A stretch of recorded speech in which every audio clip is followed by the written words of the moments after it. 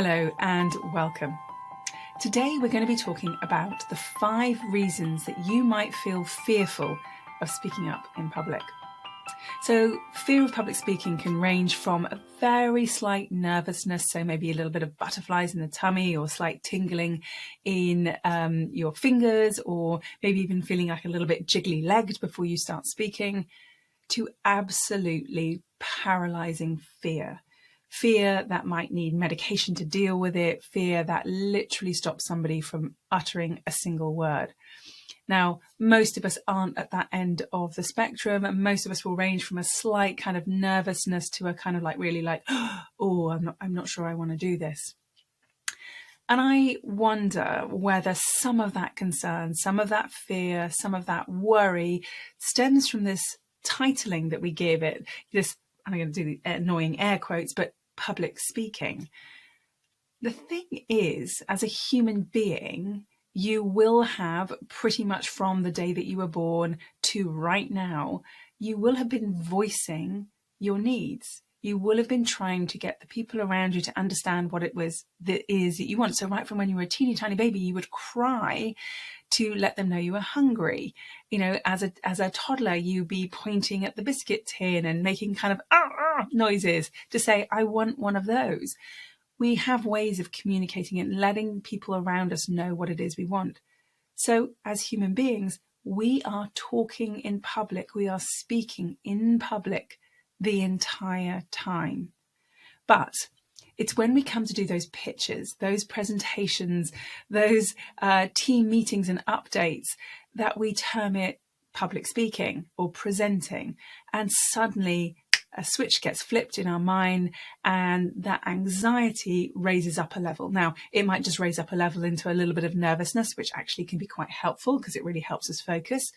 Or if it's further along that scale, it's moving us into maybe a bit of paralysis and we can't actually speak without, losing sleep the night before or feeling extremely stressed out in that moment.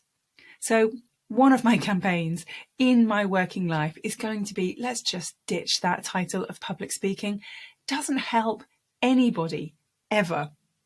So today we are going to be looking at the 5 reasons that you might fear public speaking or speaking up at work. So we're going to ditch that word in this video, speaking at work.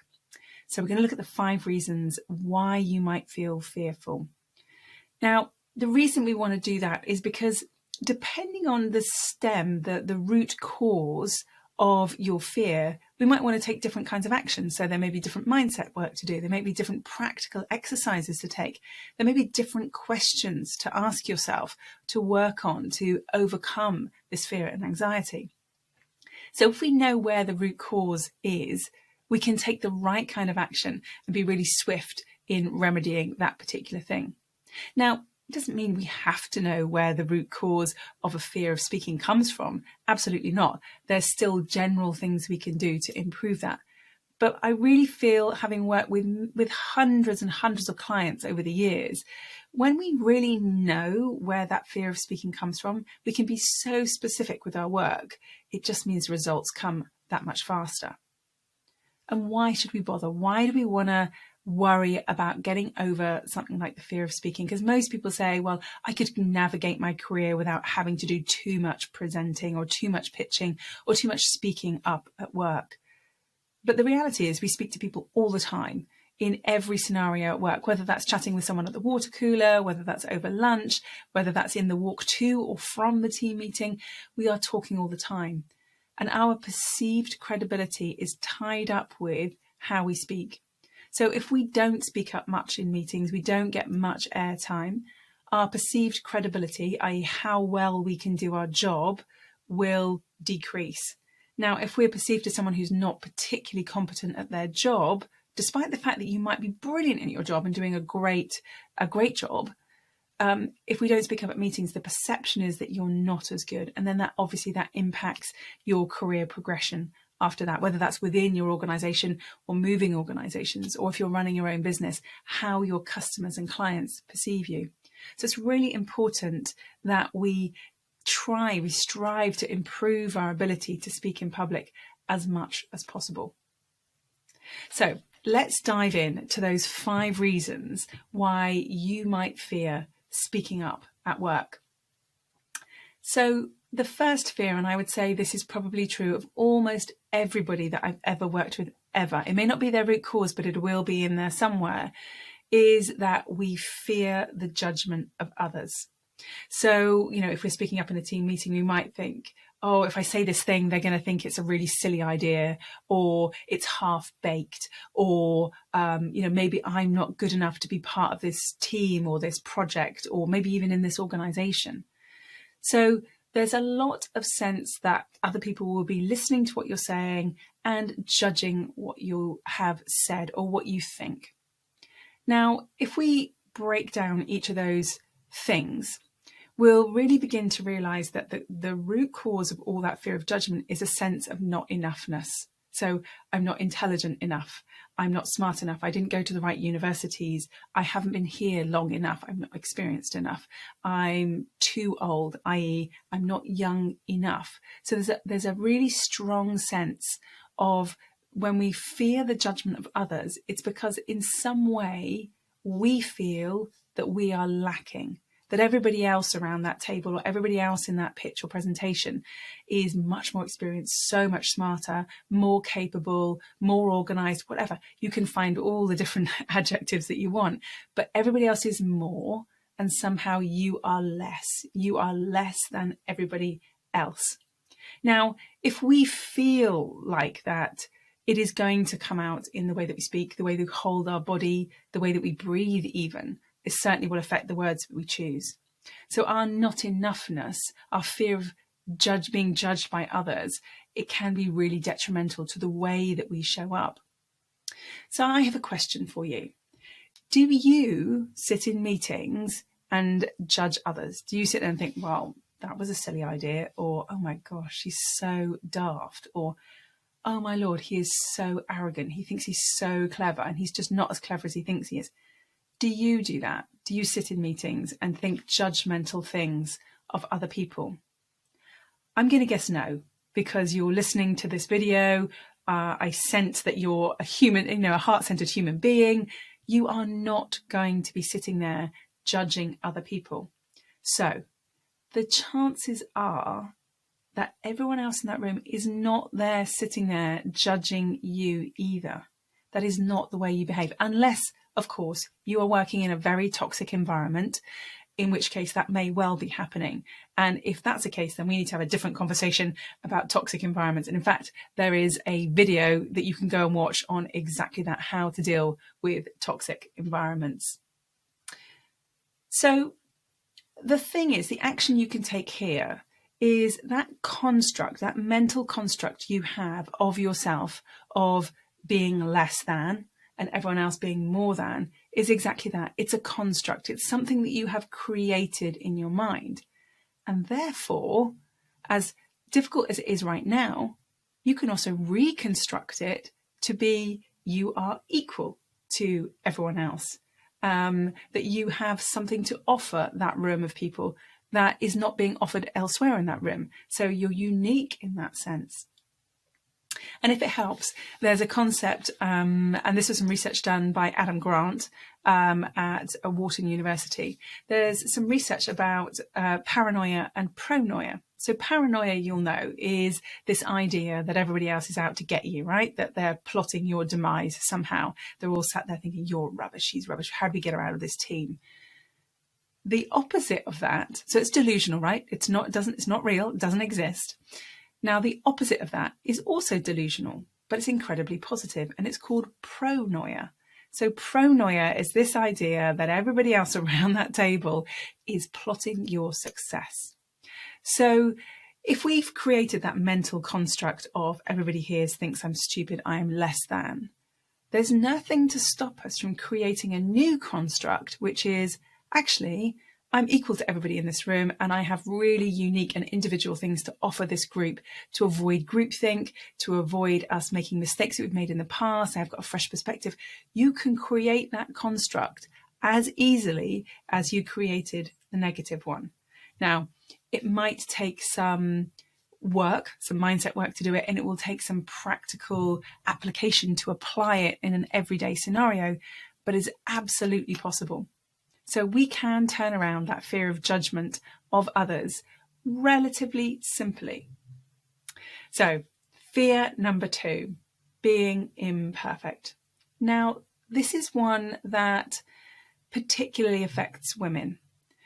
It affects women more than it affects men because of the way that we've been socialized, because of our brain structures. There's multiple reasons why this is particularly relevant to women, but it doesn't not affect men as well. And the idea of being imperfect, it kind of links to the judgment of others too, is that when we fear that we are somehow imperfect and that others will judge us as imperfect, it leads to strong feelings of shame, really strong feelings of shame, which might be why if you make a mistake, so say you use the wrong words or you give a piece of information that isn't correct. I was on a sales call the other day. I was chatting to a client, a potential client, and I was telling her about a particular product, and I said, and it's this much a month and this is how it works and blah, blah, blah. And then I realized after I'd finished the sales call, I'd given her the wrong money. I told her that the course was more expensive than it should have been. And, I had a moment of like, oh my goodness, I should know the prices of my own programs. So I'd given her the price of another program. And then I just kind of laughed. It's like, oh, wow, this is a great email to send because I get to tell her, oh, by the way, that great program we were talking about, it's actually less money than I told you. I'm so sorry, but it's great that it's come down and not gone up. So I could have felt intense shame at making a mistake, like a fundamental mistake about giving somebody the wrong price for one of the programs that I teach all the time. I just had a mental moment, a mental blip. It's fine. So I could have chosen to feel shame in that moment. And I decided I wasn't going to feel shame. It was a mistake. I made it. I can easily remedy it. And it's a great mistake to make because I'm telling somebody it's less expensive than you thought. So women tend to feel this sense of shame when we're imperfect because of the way that we have been socialized, because of our brain structure. And because of our need, and this comes from our brain structure and from our sort of ancestry as well, is we want to feel like we're part of the tribe. And if we're imperfect in any way, the tribe could reject us and throw us out. And we don't want to be outside of our tribe. So that could be our team at work. It could be our organization as a whole. It could be our clients and customers if we run our own business. We don't want to be outside of our tribe because we've somehow been seen to be imperfect. So my question to you here is, who do you know? Who do you work with? Who do you live with? Who do you share your life with? Who do you share your space with? That is perfect. That gets everything right all of the time. And I'm going to guess that the answer, when you really think about it, like really, really truthfully think about it, is nobody. Nobody is perfect ever. We're all trying and we all get things wrong. We all make mistakes. The choice that we have when we make these mistakes is how do we react to it? So if you are presenting and you realize you've made a mistake, or you are speaking and you realize you've used the wrong word, how you behave will dictate how your audience behave. Like I've done that recently. I was talking to somebody and I used a word and I'm like, oh, is that the right word? It sounds funny in my brain. It sounds funny to my ears. Am I using the right word? And I just double checked with them. And then we kind of had a bit of a laugh about it. And because I was okay with the possibility of making a mistake, they were okay with receiving my mistake. So we get to choose how we respond to any mistake that we make. And also we get to choose how we feel about that mistake. So we can buy into those feelings of shame if we want to, but I wouldn't recommend it. It feels rubbish generally. So we can kind of go, well, I have the choice to feel ashamed of the thing that I did, or the thing that I said, which, making a mistake by saying the wrong numbers, the wrong word, using the wrong concept, using the wrong price like I did, it kind of doesn't matter. Nobody is going to die. There isn't a critical outcome here. So we can choose to feel shame, or we can choose to go, well, I made that mistake. I'm not going to do that again. Or, I made that mistake. Maybe I just need to go back and revisit that data. Maybe I need to go back and relearn this content so that I don't make that mistake again in the future? As long as we're reacting to it positively and we embrace the mistake when we make it with our audience, nobody is going to mind and nobody is going to judge you as imperfect. You're just perfectly human. That's it. We make mistakes as human beings. So that's fear number 2, fear of feeling and being perceived as imperfect and the resultant shame. Fear number 3, going blank. Have you ever had that moment where you've got no idea what you just said and you've got no idea where you are going? The room has gone a bit silent and everyone's looking at you and you can kind of feel that blush starting to rise. Well, at this point, what we're doing is we're buying back into that fear of being imperfect, that fear of judgment from others, and that resultant emotional response of shame. And that's why we're starting to blush, because we are ashamed that we've gone blank, that we can't remember where we are. But it happens all the time.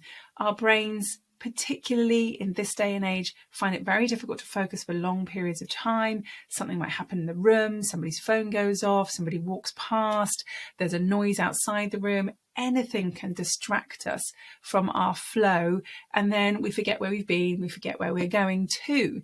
And so it's really easy to go blank in those moments. But here's a question. Is everybody that you work with entirely fluent all of the time? So 100% fluent 100% of the time? And I can guarantee you the answer is no. Even the most sophisticated and nuanced speakers in your organisation will not have moments of going blank. They just will. It's just that they know how to deal with them. So it happens all the time. So what you can do in those moments, first of all, is breathe. Because in that moment of going blank, I can pretty much guarantee you've gone and you just hold your breath. So when you hold your breath, your brain can't function properly. You are signaling to your body that this is a dangerous situation, that something bad might just happen because you've stopped breathing. So your hearing can work more efficiently because you're listening for danger. So your body is preparing to go into fight, flight and fight mode, which we definitely don't want to do. So by keeping on breathing, you're going to damp down that emotional response to that situation. And then I would have a question ready. So the action you can take is just have a question for your audience. So if you don't have a slide deck to refer to, if you don't have notes that you can refer to and you can't remember what you just said or where you're going, that's absolutely fine. Breathe and then have a question for your listeners. And it can be something, so what we don't want to ask them is it making sense so far? Because you're just going to get yes and no's, and that isn't going to help you. What you want to do is get your audience to help you find where you were. So ask them, what's resonating with you so far?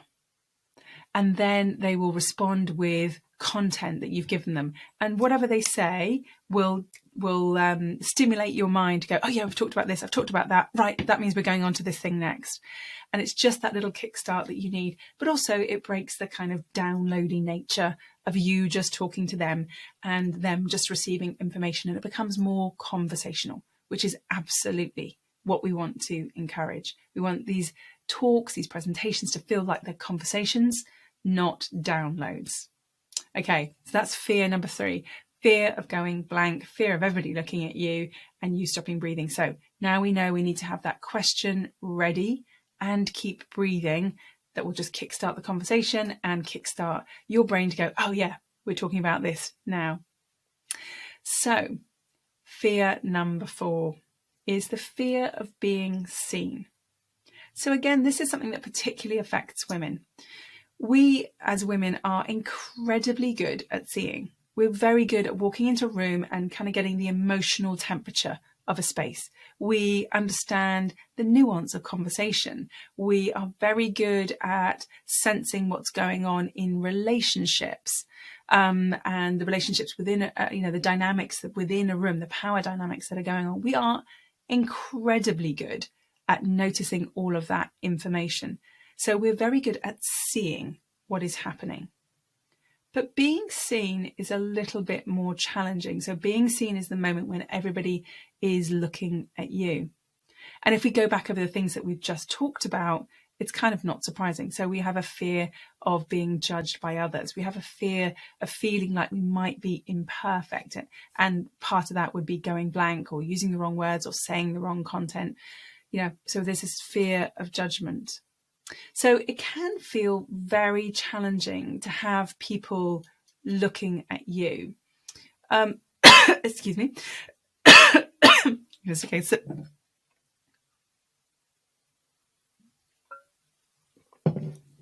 so that fear of feeling like we are imperfect in that moment of being seen can be really, really challenging. So my question would be, who do you know that is really good at being seen and seeing others? Because it's not an either or. It's not like you can only see what's going on in the room or you can only have the attention on you. Because the reality is the people who are really, really good at this do both at the same time. So they're aware of the audience, they're aware of what's going on in the room, but they're also aware that people are looking at them and they're holding that space. They're hosting that space for their audience. So who do you know around you who is really good at seeing and being seen? So it might be somebody in your organization, it could be somebody beyond your organization, it could be someone from social media. But who is it that can do both of those things, see and be seen at the same time? Because that's the ideal place to be. Now, one of the ways that you can practice being seen, if you just want to do tiny little bits at a time, is that moment before you speak. So if somebody has asked you to update on the team meeting, or before you stand up to present or pitch, just take a teeny tiny moment just to look around the room and make eye contact with the people in the room and smile. That's your moment of being seen. Then you can get on with your presentation, but you've made that first bit. Now, as you get a bit more used to doing this and acclimatized to it, you can do it more regularly through the presentation, and then you'll find that you're doing it all the time. But just take that tiny little moment right at the beginning to sense the room and let them see you and smile and know that that's your moments of connection before you begin to speak. Because don't forget, they're buying into you before they're buying into anything that you're going to say. So fear number 5, and I think this is possibly one of the most interesting ones, is the fear of success. So for many of us, it's not the fear of failure that worries us particularly. It doesn't feel nice, and we are concerned about it. We're concerned about being seen as imperfect. But the idea of being successful is far, far more intimidating. And the reason for this is because we fear that by becoming successful, we will become arrogant, that we will become big-headed, we'll become overconfident, we will start to not care about other people, that we will become self-serving. But I think this is an and situation rather than an or. It doesn't have to be we can't be successful because if we become successful, we will become arrogant.